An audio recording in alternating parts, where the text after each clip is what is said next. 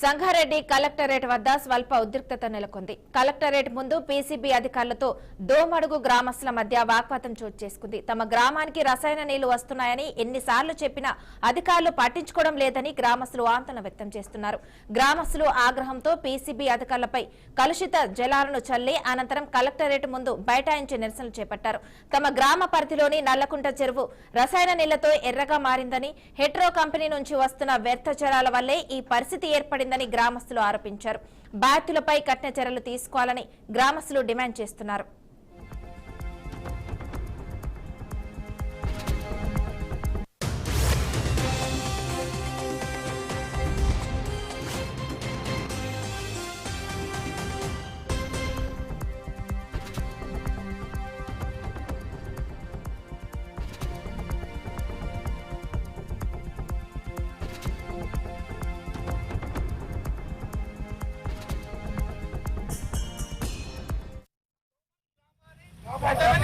పశువులన్నింటినీ కాపాడాలి.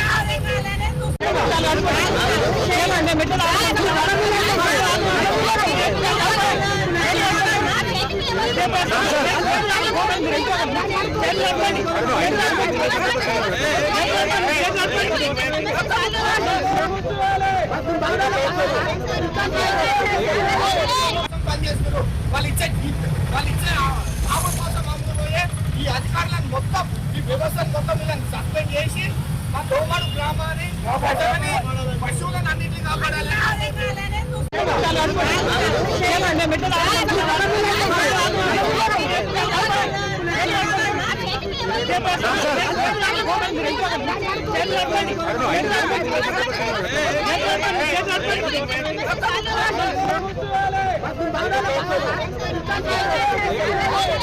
పనిచేస్తున్నారు. వాళ్ళు ఇచ్చే ఆమె కోసం అమ్ముకుపోయే ఈ అధికారులను మొత్తం, ఈ వ్యవస్థను మొత్తం వీళ్ళని సస్పెండ్ చేసి మా దోమడు గ్రామాన్ని ప్రజలని పశువులను అన్నింటినీ కాపాడాలి.